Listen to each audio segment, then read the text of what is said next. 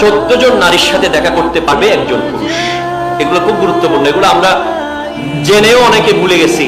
তার মধ্যে একটা হলো মায়ের মতো 5 জন। মায়ের মতো কয়জন বলেন? মায়ের মতো কয়জন? 5 জন। 1 নম্বর হলো নিজের মা। 1 নম্বর কি? 2 নম্বর দুধ মা। 2 নম্বর কি? দুধ মা। যদি কোনো নারীর থেকে আপনি দুধ পান করেছেন, তার সাথে আপনি দেখা করতে পারবেন এজ এ সন্তানের মতো। 3 নম্বর হচ্ছে খালা, 4 নম্বর ফুফু, 5 নম্বর শাশুড়ি। নিজের মা, দুধ মা, খালা, ফুফু, শাশুড়ি মা, এই 5 জনের সাথে একজন পুরুষ দেখা করতে পারবে, কারণ এই 5 জনের সাথে তার বিয়ে হারাম। তার বিয়ে কি? এরপরে নিজের বোনের মতো হচ্ছে 5 জন। বোনের মতো কয়জন বলেন? 5 জন। একজন হলো আপন বোন। একজন কি? আপন বোন। 2 নম্বর হচ্ছে দুধ বোন। একজন মহিলা থেকে আপনিও দুধ পান করেছেন, আর একটা মেয়েও দুধ পান করেছে, সে আপনার দুধ বোন হয়ে গেছে, দুধ বোন। 3 নম্বর হচ্ছে দাদি, 4 নম্বর নানি, 5 নম্বর নাতনি। তাহলে নিজের বোন, দুধ বোন, দাদি, নানি, নাতনি, এই 5 জন হচ্ছে বোনের মতো, যাদের সামনে একজন পুরুষ যেতে পারবে, দেখা করতে পারবে। মেয়ের মতো 4 জন। একজন হলো নিজের মেয়ে, 2 নম্বর হলো বোনের মেয়ে, 3 নম্বর ভাইয়ের মেয়ে, 4 নম্বর পুত্রবধূ। বলেন সুবহানাল্লাহ। নিজের মেয়ে, ভাইয়ের মেয়ে, বোনের মেয়ে, পুত্রবধূ। আপনার ছেলের বউয়ের সামনে আপনি যেতে পারবেন, এটা শরীয়ত আপনাকে বৈধতা দিয়েছে। বাকি এই 14 জনের বাইরে অন্য কারোর সামনে যাওয়া সম্পূর্ণ হারাম।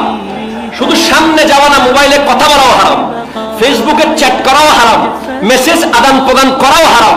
যদি কোনো কারণে কথা বলতে হয়, শরীয়তের প্রয়োজনে, অতিরিক্ত জরুরতে পর্দার ভিতরে থাকবে তিনি, আপনি পর্দার বাইরে থেকে তার সাথে কথা বলতে হবে। আদারওয়াইজ ইসলাম এটাকে কখনো বৈধতা দেয় নাই।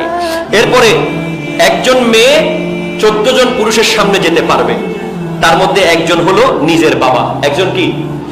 2 নম্বর দুধ বাবা, 3 নম্বর চাচা, 4 নম্বর মামা, 5 নম্বর শ্বশুর। 5 নম্বর কি? শ্বশুর। এরপরে ভাইয়ের মতো 5 জন, দুধ ভাই, দাদা ভাই, নানা ভাই, নাতি, আপন ভাই। এরপরে ছেলের মতো 4 জন, নিজের ছেলে, ভাইয়ের ছেলে, বোনের ছেলে, মেয়ের জামাই, মেয়ের জামাই। এদের সামনে একজন মহিলা যেতে পারবে।